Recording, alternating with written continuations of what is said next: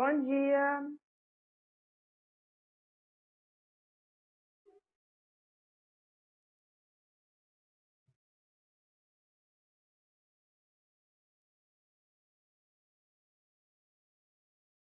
Bom dia a todos que estão entrando.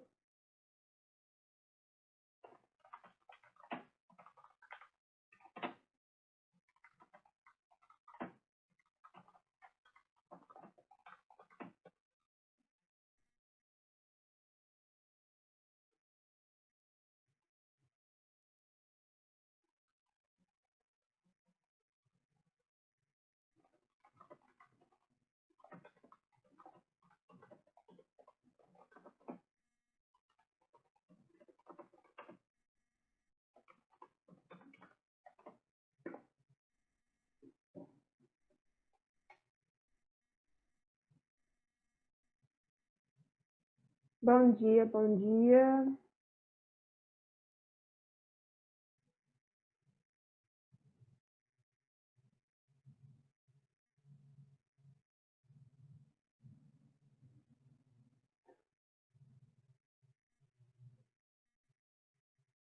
Bom dia, Ana.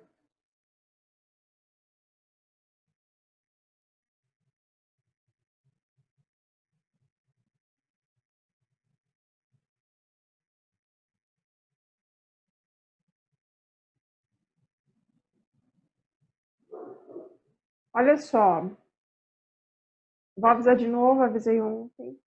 Não é necessário mais assinalar a frequência, a presença de vocês na aba comunicação em relação à aula Zoom. Mas tem que entrar na plataforma, tem que navegar pelas abas, tem que ver os materiais postos, tem que procurar as informações nas ementas e fazer as atividades, principalmente, para constar como presença e frequência nas nossas aulas. Ok? E vou começar já, o pessoal que for entrando vai pegando aí de acordo com o tempo com a reunião. Bom dia, Davi. Já estamos aí com 3 minutinhos de aula, então vou começar o conteúdo agora. Tudo bem? Posso seguir? Vou encarar o silêncio como um sim. Olha só, hoje a gente vai continuar e finalizar o estudo sobre a arte românica. E algumas coisas são interessantes da gente relembrar. Primeiro, de onde vem esse termo? O que significa esse termo românico? Românico é uma derivação do termo romano, tá? E aí é importante a gente se lembrar que, embora a mistura entre arte bárbara e romana ela tenha sido iniciada logo após a queda do Império, esse termo específico românico, ele passou a designar a arte do período somente a partir dos séculos 11 e 12, principalmente no que se refere às construções arquitetônicas das igrejas. Por quê? Essas igrejas que foram construídas já a partir do século XI, elas se assemelhavam às construções dos antigos romanos. Geralmente as plantas eram as mesmas, tinha-se uma nave central, que é o local onde ficam os fiéis para ouvir a Santa Missa ou os serviços oferecidos, e que guiava a absíde ou coro, que é o local ali onde fica o sacerdote. E dois ou quatro corredores laterais. Algumas coisas foram acrescentadas a essa planta simples, como, por exemplo, a ideia de se construir igrejas em formato de cruz. Tá? Com um acréscimo, então, entre um transepto, ou o segundo braço da cruz, entre o coro e a nave. Eu vou dividir a tela com vocês, para vocês darem uma olhada na imagem que está no material de apoio que eu deixei. Porque aí dá para vocês terem uma ideia melhor do que nós estamos falando. Veja bem, Aqui, desse lado esquerdo, a gente tem uma planta esquemática dos principais elementos e orientações comuns a diversas catedrais e grandes igrejas. Tá? A entrada vai ser aqui, onde está apontando a seta, onde é o nártex, e a nave central, que é onde ficam os fiéis que estão ouvindo a missa, ou o serviço, batismo, casamento. É essa área aqui, meio laranja. A nave lateral, os corredores que passam por fora, fica aqui em azul claro. Tá? O transepto, o segundo braço da cruz, é esse aqui todo em verde. E aí, a base dela, dá para a gente perceber que é aqui onde eu estou passando o mouse. O coroabside fica depois do transepto, depois do braço mais curto, e aqui é onde vão ficar os sacerdotes, o altar e tudo mais. E aqui, em algumas igrejas, eu vou ter algumas saídas laterais. Tá? É importante a gente perceber que essa área de circulação proporcionada pelas naves laterais, ela se estende depois desse transepto em verde e passa nas igrejas por trás da abside. Por quê? Várias igrejas, com o tempo, se tornaram locais de peregrinação. Então, para aquela pessoa que é do lugar e vai à missa regularmente, vai à igreja regularmente, querendo ouvir o que o padre tem a dizer, é meio chato você participar do serviço e ter turistas atrapalhando aí o rolê, né? A Santa Missa. Então, por isso que se faz essa área aqui atrás, que vai vir da nave lateral até essa parte que a gente chama de deambulatório, que é justamente para isso, para circular sem atrapalhar quem está aqui no meio. Essas capelas aqui, essas pontinhas curvas aqui, são os locais onde vão ser guardados as relíquias do santo a qual a igreja é dedicada. Então, são capelas específicas onde as pessoas podem acessar por essa área do deambulatório. E dá para se trocar de um lado para o outro da igreja, passando aqui por trás. Por fim, aqui, essa área em verde mais escuro é o cruzeiro, ou seja, o encontro dos dois braços da cruz que desenha a igreja. E nesse cruzeiro aqui é que geralmente fica a cúpula ou uma torre bem alta, indicando esse encontro e, ao mesmo tempo, a separação entre, desculpa, a nave, o público, e o coroabside, aqui onde ficam os sacerdotes. Gente, tudo bem até aqui?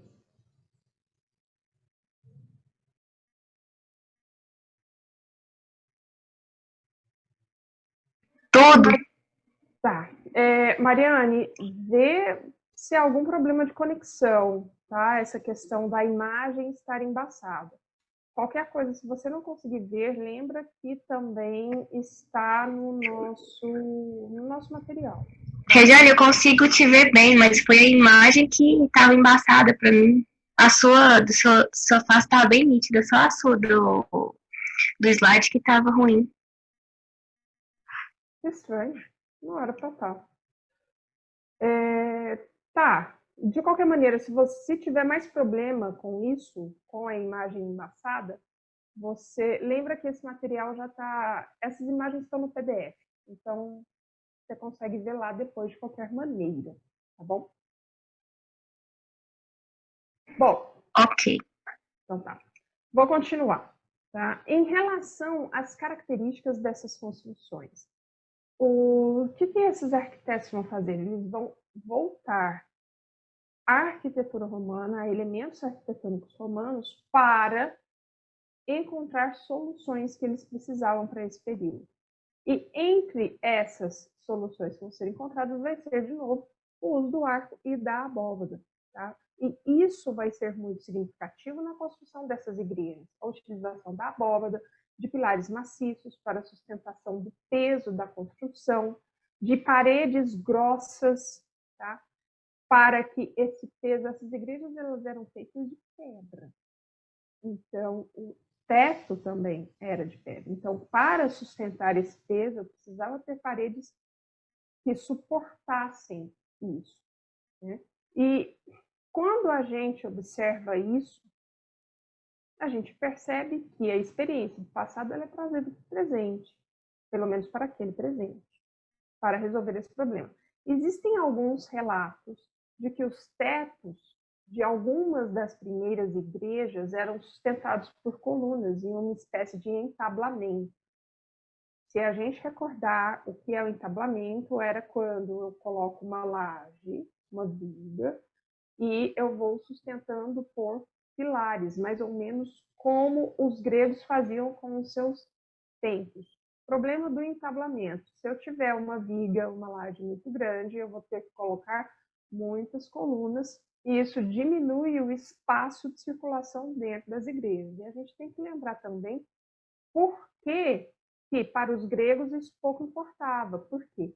Nos templos gregos, não se circulava ali dentro. Tinha um espaço onde era colocada a estátua, a representação da divindade, mas as pessoas não iam lá dentro dos templos para orar.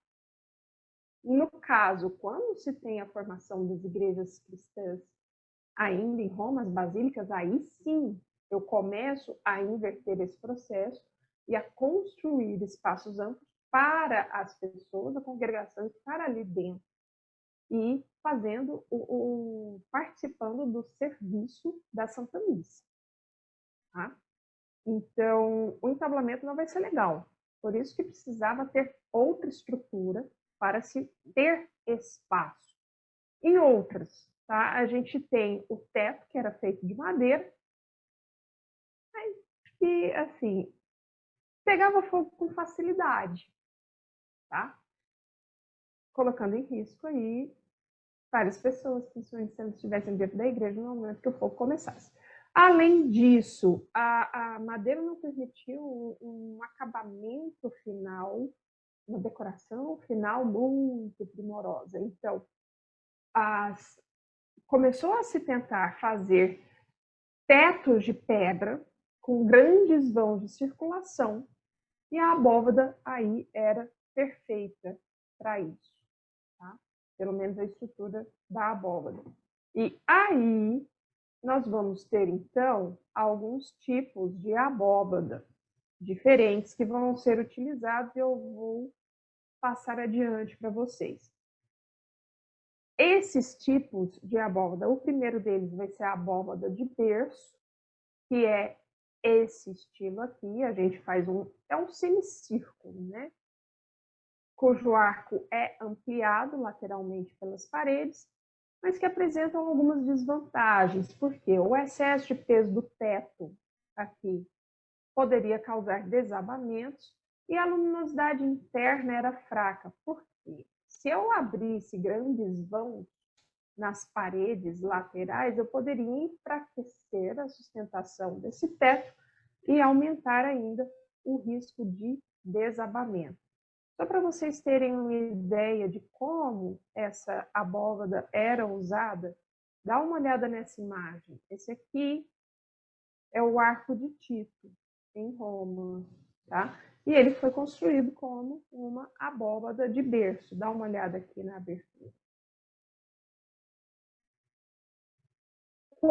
Só um aviso, quando eu compartilho tela, eu não consigo ver nem chat, nem vocês. Então, qualquer dúvida, por favor, abram o áudio, tá? E falem comigo.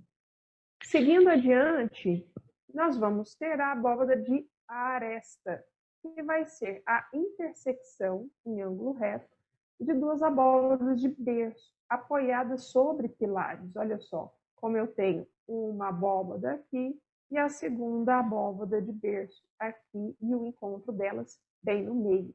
Para que isso funcione, ela precisa de um plano quadrado de apoio, E aí eu tenho a divisão da nave central em setores quadradinhos, o que faz com que as plantas das igrejas românicas sejam bem compactas.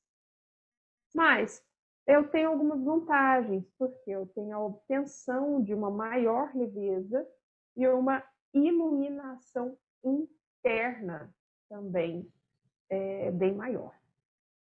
E quando eu trabalho com isso, quando eu vejo essas vantagens da abóbora de aresta e ela começa a ser utilizada cada vez mais, as plantas, a maneira como essas plantas são construídas, elas passam a ter um efeito sobre o espectador ou sobre o fiel que está indo para a igreja, onde se traz uma sensação de solidez, de repouso, graças às linhas mais sóbrias, semicirculares, os pilares que são grossos, mas que anulam aí a impressão, mesmo apesar da grossura, anulam a impressão de esforço e tensão do material. Para vocês observarem algumas coisas, tá? Essa aqui é a fachada da Abadia de Saint-Pierre, na França, na cidade de Marseille. E aqui eu tenho a Basílica de Saint-Sernin, em Toulouse, na França. Olha só, aqui dá para a gente perceber por essa fotografia exatamente essa ideia da cruz, onde eu tenho a entrada aqui, o nártex, a nave central caminha, e aqui onde eu tenho o alpendre lateral, eu vejo já que é um braço do transepto. A torre está bem na região do cruzeiro. Dá para a gente perceber isso através da fotografia. Tudo bem até aqui? Tudo de boa até agora. Show! Então, iremos continuar agora para a decoração destas igrejas. Foi na França que as igrejas românicas começaram a ser decoradas com estátuas. Se vocês se lembrarem das últimas aulas, principalmente quando a gente estava falando de arte bizantina, do problema... vou nomear como problema. Do problema de decoração que se tinha, principalmente porque o movimento iconoclasta do Império não permitia que essas igrejas fossem decoradas com imagens, porque a imagem é uma coisa muito séria, ela não poderia ser vista como uma representação de algo real, para não gerar aquela falsa adoração de uma imagem, ao invés da divindade que se programa adorar, certo? Um ponto de discórdia aí entre a Igreja Ortodoxa e a Igreja Católica, quando ocorre o grande cisma, é que o Papa Gregório ele vai permitir da Igreja Católica que a imagem seja utilizada como uma forma de educação dos fiéis. Então, num primeiro momento, as igrejas católicas elas vão ser decoradas sim, só que com pinturas, não com estátuas. As estátuas vão retornar justamente agora, tá? Nessas igrejas francesas. E assim, decoração, né? Elas não estão ali só para constar essas imagens, elas vão ser aproveitadas, as esculturas também, dentro desse projeto de educação dos fiéis sobre o que eles deveriam fazer, como que eles deveriam se portar dentro do comportamento esperado de uma pessoa praticante da religião cristã católica. Tá?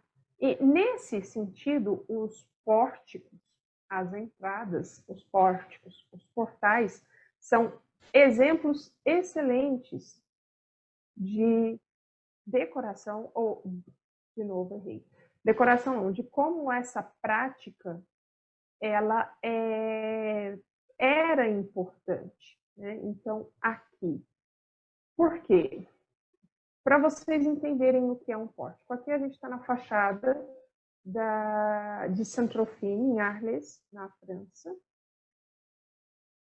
eu tenho o pórtico organizado aqui, acima das entradas, que é representado pela porta, óbvio, aqui, eram colocados os tímpanos, tá? Que completavam, são essas paredes aqui semicirculares, que ficam logo abaixo dos arcos de entrada. E eles arrematavam esse vão superior aqui, que a porta não chegava. Quando o tímpano era muito grande, muito pesado para ser sustentado somente por aqui, se colocava esta divisão, chamada de tremor, para que pudesse dar uma sustentação completa ao tímpano.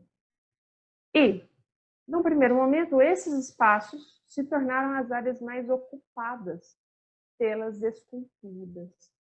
Só para vocês terem uma ideia, o tímpano de Saint-Trophin, ele é baseado no ensino dos 4 evangelistas, só que numa visão derivada de Ezequiel. Quem conhece a Bíblia, quem fez parte da catequese das igrejas de vocês e costuma ler a Bíblia em casa, acredito que vai se lembrar dessa passagem, tá? Que a visão de Ezequiel exposta no Velho Testamento, ele descreve o trono do Senhor carregado por 4 criaturas, com as cabeças de um homem, de um leão, de um boi e de uma águia. E que teólogos cristãos acreditam se referir aos 4 evangelistas. Leão a São Marcos, o anjo referindo-se a São Mateus, o boi referindo-se a São Lucas e a águia referindo-se a São João. Então, essas imagens, elas não são gratuitas em nenhuma igreja, tá?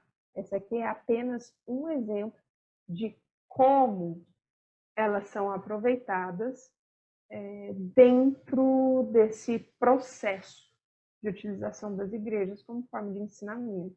Principalmente porque, se a gente pensar, naquela época, grande parte da população era analfabeta. As imagens vão ser usadas aí dentro desse projeto pedagógico com muita força. Ok?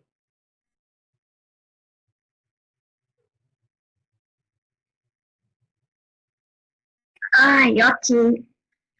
Obrigada. De Obrigada, nada. Obrigada, Mariane. Obrigada, Pablo. Assim, é porque eu tenho pessoas falando para mim, ok, no chat, e pessoas que abrem o áudio. Então, eu fico esperando assim, a conversa. Aí ficam silêncios, enfim. Mas tudo bem, só para ter certeza de que está tudo certo. Bom, agora, a arquitetura românica, ela esteve presente somente em território francês? Não. Ela esteve presente em vários lugares. E como eu tenho essa presença em vários lugares, a gente tem características gerais, porém, algumas coisas acabam sendo muito específicas de região para região. Por exemplo, na Península Itálica, a proximidade com alguns exemplos, com os exemplos arquitetônicos greco-romanos, vão permitir, vão possibilitar aos construtores italianos que eles proporcionassem às igrejas um aspecto mais leve, um aspecto mais delicado. E eles foram muito influenciados porque eles estavam ali vendo os exemplos da antiguidade, que utilizavam principalmente os frontões e as colunas. Lembra que isso começou com a arquitetura grega e que os romanos adotaram as colunas, inclusive nas residências. Tá? E uma outra característica da construção das igrejas na Itália é que o campanário e o batistério, o campanário é o lugar onde ficam os sinos.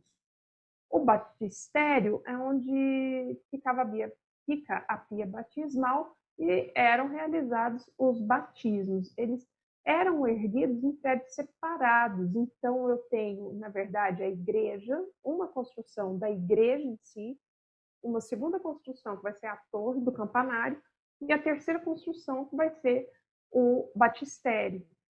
E, enfim, isso faz com que uma igreja não seja uma igreja, mas seja um complexo ali tudo. Tem a imagem que eu coloquei para vocês, a primeira, e aí eu vou voltar ao nosso slide, é essa aqui, que é a Basílica, a Igreja de São Babila, em Milão, que é tipicamente a arquitetura românica. Aqui, a foto está um pouco distante, mas dá para ver a entrada do portal aqui. Mas olha aqui em cima, a torre do campanário. Dá para a gente perceber que está em um prédio separado aqui, principal da igreja. Apesar disso, tá? Só para vocês terem ideia, o exemplo mais conhecido que a gente vai ter da arquitetura românica na Itália é o conjunto da Catedral de Pisa. E, novamente, construído em forma de cruz, dá para perceber aqui por esse ângulo. Aqui eu tenho o alpendre, transepto, olha uma saída aqui possível. Aqui eu tenho a cúpula, que está bem na região do cruzeiro, e a torre do campanário, tá? A fachada frontal dela aqui é interessante porque ela sugere a forma de um frontão característico bem dos templos gregos. Eu vou subir para a foto que abre o nosso PDF, porque aqui dá para ver melhor essa ideia das as colunas e os arcos trazendo uma leveza, uma delicadeza maior à frente da igreja. Aqui dá para ver exatamente a cruz, os braços, né, da cruz, do concerto. E aqui a torre do campanário inclinadinha assim, quase parece alguém de trás, assim, como se a igreja estivesse tirando uma selfie própria e a pessoa atrás, assim, doida para aparecer na selfie. Enfim, é uma brincadeira minha, mas que dá para perceber aí exatamente esse complexo sendo construído. E para quem tem a curiosidade de saber por que a Torre de Pisa ela é inclinada, é porque o terreno aqui cedeu com o tempo. Como o terreno cedeu, acabou tendo essa inclinação da torre. E não vai cair, pelo menos até esse momento não, e todo mundo, como é um grande ponto turístico e um grande monumento arquitetônico, tem-se um cuidado muito grande na restauração desse monumento e verificação se como continuam os parâmetros do terreno, se tem mais inclinação na torre, enfim, é bastante monitorado, não se preocupem com isso. Seguindo, uma curiosidade que eu quero apresentar para vocês é a Gran Mesquita de Córdoba, porque ela não vai ser construída de acordo com os parâmetros românicos, mas ela vai integrar conhecimentos arquitetônicos de várias áreas, muçulmanos e bizantinos. Por quê? Córdoba é uma cidade espanhola. Hoje é uma cidade espanhola, porém, na antiguidade, ela fez parte do Império Romano. Só que no século VIII, ela passou a ser controlada pelos muçulmanos e assim ficou até o século XIII, quando ela finalmente foi conquistada por um rei espanhol. E aí a gente se lembra que na formação dos territórios das monarquias nacionais, os países ibéricos foram os primeiros a terem essas fronteiras separadas, tanto Portugal quanto Espanha. Bom, foi conquistada pelo rei espanhol Fernando III de Leão Castela, e desse período, por causa disso, entre o século VIII e o século XIII, a arquitetura religiosa desenvolvida, ela teve essa mistura, né, dos elementos islâmicos misturados com a tradição bizantina, porque esses construtores viviam nessa área, em círculo nessa área, então eles tinham conhecimento do que era produzido, com muito mais clareza. Não sei se muito mais clareza, mas pelo menos tinham mais possibilidades de ter essa visita aqui. Essa é o exterior da mesquita. E o que é interessante, essa aqui é a nave central e as colunas, elas foram alternadas, foram construídas colunas alternadas em mármore preto e vermelho, com arcos duplos aqui, superpostos e polilobulados, que apresentam recortes em forma de segmento de curva. São esses aqui, tá? E eles estão dispostos em sequência e unidos por seus pontos mais extremos, tá? Se a gente for olhar. Aqui, olha só como a cúpula de uma das capelas, isso aqui não é a cúpula central, era extremamente trabalhada. Tá?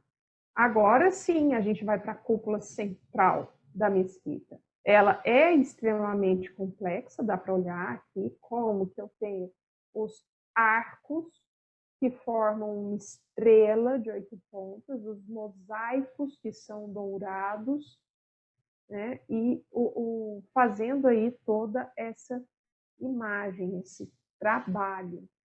Assim, é extremamente interessante isso. Aqui dá para a gente ver, a maneira como a foto foi tirada, dá para a gente ver o desenho dos arcos. Todos eles, né? Enfim. Seguindo, quer dizer que a arquitetura românica ela vai se desenvolver somente entre arquitetura e escultura? Não. Nós teremos também a pintura aí para estabelecer algumas coisas que são interessantes. Por quê? A pintura ela vai ocorrer dentro das igrejas, mas na época a gente tem que se lembrar que a tela, como a gente conhece hoje, não existia. Então, qual vai ser o suporte feito para essas pinturas? As paredes.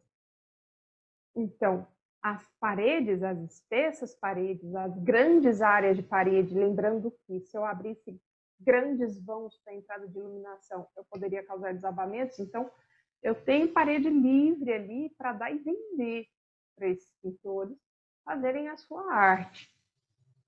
E tendo essa área extensa, eles vão criar imagens de grandes proporções. E os principais modelos pintados, obviamente, serão as ilustrações dos livros religiosos. Por quê? A produção de manuscritos decorados à mão, com cenas da história sagrada, era extremamente intensa nos mosteiros. Lembra que a gente viu isso? Como isso tinha começado dentro das oficinas de Carlos Magno, lá em Aachen, no Império Carolíngio. Então, os temas mais comuns pintados eram a criação do mundo e do homem, o pecado original, a Arca de Noé e os símbolos dos evangelistas. E a gente vai ter duas características importantes aí nessa pintura. A primeira delas vai ser a deformação da imagem. Por quê? A deformação era a tradução dos sentimentos religiosos e a interpretação mística da realidade feita pelo artista. Por quê? O viés religioso era o mais importante. Então, não tinha uma preocupação se havia algum exagero de tamanho ou reduções para dar ênfase na mensagem que se buscava passar. No livro de vocês tem essa imagem. E aqui também eu trouxe ela, essa do Cristo em Majestade, que é um afresco da abside da Igreja de São Clemente de Tarru, na Catalunha. Tem uma descrição até interessante no livro que diz que os braços de Cristo eles são desproporcionais, eles são longos, desproporcionais, e a própria maneira como ele foi pintado. Mas isso não interessa dentro da possibilidade que se queria mostrar a grandiosidade dele em relação a todas as outras coisas e todos os outros seres. A segunda característica é o colorismo, onde se tem o emprego de cores puras, sem diluição, que a gente chama de cor chapada, sem preocupação com meio tom, com o jogo de luz, porque a intenção aqui não é representar a natureza, não é imitar a natureza, não é fazer uma perfeita representação da realidade, e sim mostrar essa ideia do cristianismo, do sentimento provocado, ou ensinar para quem está vendo aquilo que é importante dentro da religião. Novamente, vamos lá. Ó, deem uma olhada aqui nessa imagem. É uma pintura da Igreja de Santa Maria de Avià, em Barcelona. Mas repara que a maneira como a pintura foi feita, você não tem uma ilusão de perspectiva. São tons, cores que são feitos, populares, importantes, que significam coisas específicas para o pintor, para o artista, mas que representam imagens importantes daquilo que está nos textos sagrados. Tudo bem até aqui? Sim, sim. Ok. Então, para a gente encerrar, tá? Como que isso era pintado? Utilizando uma técnica que a gente chama de afresco. O afresco era uma maneira de se pintar sobre paredes úmidas. E para isso, a parede tinha que ser bem preparada. Então, aplicava-se uma camada de cal, que por sua vez era coberta por uma camada de gesso bem fino e bem liso. E é nessa última camada que o pintor ele tinha que executar a sua obra, ele tem que executar a sua obra com a argamassa ainda úmida. Por quê? A evaporação da água com o tempo, que faz secar o material, permite que a cor ela adere, ela tenha uma aderência melhor ao gesso, ao mesmo tempo que o gás carbônico do ar vai se combinar com a cal, completando aí a adesão do pigmento à parede. Seca a argamassa, a pintura ela é incorporada ao reboco, então ela se torna uma parte da própria parede que foi construída. E por isso que a parede ela ainda tem que estar úmida para receber a tinta, e a camada de gesso ela vai sendo aplicada aos poucos. Então, se faz uma grande aplicação de gesso e a hora que você vai chegar na pintura, você vê que o gesso secou, não adianta. Você tem que tirar aquela camada e recomeçar o processo fazendo daquela parte. Em alguns afrescos é possível ver, quando aproxima assim, para ver de perto, que existem linhas. E essas linhas são que as divisórias do gesso que foi sendo colocado pouco a pouco. O que é interessante, essa técnica não é exatamente nova nesse período, século XI, século XII. Ela já era feita tanto por gregos quanto por romanos. Isso, se a gente for ver, Pompeia está aí para nos mostrar. Antes até, se a gente for olhar o Palácio de Knossos.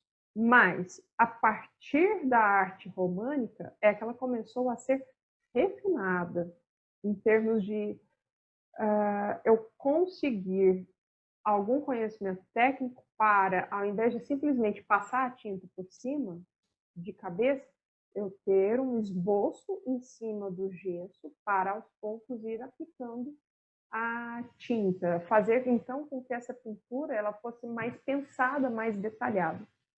E, nesse refinamento, enquanto técnica, é que ela passou a ser difundida em larga escala nas áreas sul e central da Europa. Tá? Hoje, para nós, ela se transformou em um sinônimo de pintura mural. Tudo bem até aí, gente? Tudo ok. Ok, então. Olha só, as atividades de hoje não são carreiras. Porém, eu já deixei lá no portal para todos vocês. São 4 ou 5 exercícios, agora eu não me lembro. E eles já estão disponíveis para vocês fazerem.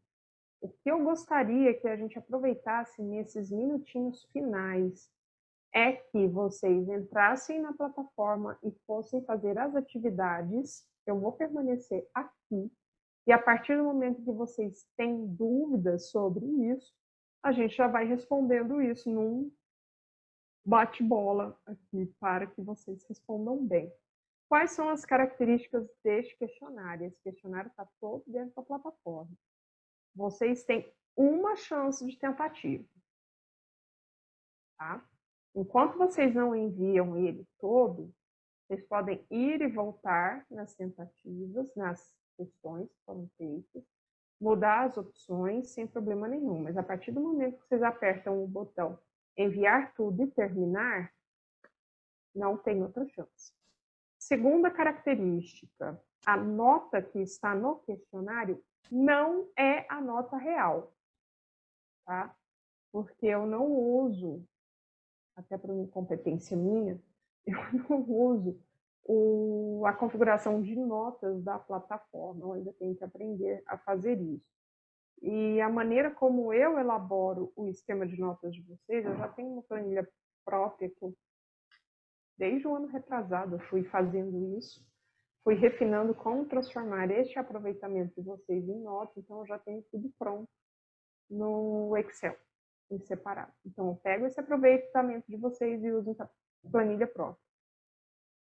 Percebam se vocês, a hora que vocês forem fazer as atividades, percebam se vocês estão bem ou mal de acordo com os acertos, mas ignorem a nota toda, porque vai aparecer, mesmo para quem acertar tudo, vai aparecer nota 0. Ah, sua nota foi 0. Como assim? Como assim? Porque a professora não configurou, tá? Culpa minha, incompetência minha. Então, já vou deixar aqui registrado. Regiane? Fala. É arte românica, parte 2? Parte 2. Ah, tá bom. Essa mesmo. Tá? E, por fim, não respondam de qualquer jeito. Gastem o tempo que for necessário. Eu estou olhando os tempos que a galera está gastando, ou que gastou para responder o questionário anterior, que foi de arte romântica 1.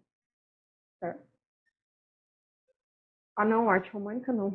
Arte bizantina 1. Teve gente que passou 1 minuto e 17 segundos para responder 3 questões. Ah, são 3 questões. Só que são 3 questões monstruosas. Do tipo, tem imagem para analisar, tem texto para ler, e as opções não são fáceis assim de escolha. A gente tem que ter interpretação. Tá? Ah, o meu coleguinha me passou a resposta. Então, queridos, deixa eu contar uma coisa para vocês. Tá? A alternativa 1B da Mariane não é a mesma alternativa 1B minha, da Rejane, tá? Eu vou dar essa dica para vocês, então, por favor, usem o cérebro de vocês e o material que vocês têm à mão, e tem bastante material. Livro, para começar, a apostila de vocês, o PDF que eu montei e a videoaula que eu deixei disponível. Além, é claro, de toda essa explicação aqui pelo Zoom. Esses materiais vocês estão habilitados a usar, mas não tentem trapacear com vocês mesmos, porque é isso, vocês vão estar trapaceando com vocês a resolução dessas atividades. Alguma dúvida? Sobre a tarefa ou sobre sua explicação? Tudo, Mariane, tudo. Vamos lá. Ah, não, então não. Não? Então tá. Sobre a tarefa, então, você não tem dúvida? E agora não, eu tô olhando aqui todas as questões aqui, uma por uma, com Então, calma. tá. Amém. Professora, esse da. A senhora acabou de falar aí, acho que foi arte bizantina. A senhora passou, foi por esses dias ou já tem dia? Arte É porque, bizantina tipo. 1? Passei faz tempo, Gabriela. Não, é Foi o porque lá no portal tipo, não tem a data que põe, entendeu? Assim, a senhora põe tarefa hoje, aí fica a data de hoje. Aí, se tivesse, ia ficar mais fácil, é porque às vezes confunde muita tarefa com isso. Eu Hum, mesma já mandei um monte de tarefa repetida para os outros professores, porque tá, achei que já tinha feito, não fiz, então ao entendi. contrário. Tá, eu vou ver se na programação das próximas tarefas eu coloco a data em que foi feita. Mas assim, esse Arte Bizantina parte um foi um que eu deixei disponível a partir do dia 6 de agosto de 2020, porque foi o dia da nossa primeira aula. E eu queria que vocês fizessem essa atividade somente depois da explicação. Eu programei antes na plataforma, alguns de vocês até me questionaram na aula, porque eu não consigo acessar porque está restrito. Eu falei, gente, tem tarefas que eu vou deixar restritas assim, para vocês fazerem após a nossa aula Zoom, porque eu não quero que vocês vão no automático para fazer essas tarefas e não aproveitem o máximo das explicações. Tá? Mas sempre assim, o esquema está sendo uma tarefa, e não uma tarefa curta. A gente está bem mais light nesse semestre, né? Assim, é uma tarefa curta por semana, geralmente são questionários, dá para a gente ter uma dedicação maior, uma atençãozinha maior. Até agora foi só uma atividade prática, e mesmo assim, vocês têm um prazo até estendido, a gente tem negociação desse prazo sem problema nenhum, eu não estou cobrando datas de entrega, a não ser para o Kahoot, porque eu deixo o Kahoot liberado o máximo do prazo que me permite, que o link me permite, entendeu? Então, depois que o link fechar, eu vou fazer a primeira prévia de quem fez tudo, anotar na minha planilhinha, e aí eu lanço um novo link para o mesmo Kahoot para quem não fez ainda. Tá?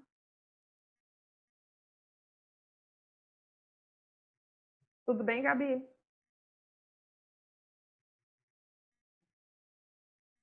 Beleza, tá de boa. Então tá bom. Gente, eu vou encerrar por aqui a nossa aula. Foi ótimo estar aqui com vocês. E bom final de semana a todos. Boa semana. Qualquer dúvida, por favor, entrem no fórum. Eu vou me iniciar para dar uma olhada melhor nas questões que vocês colocam ali para responder o mais rápido possível. Tá bom? Tá bom? Tchau. Tchau, então, Tchau, gente. Beijos, boa aula para todos vocês. tchau.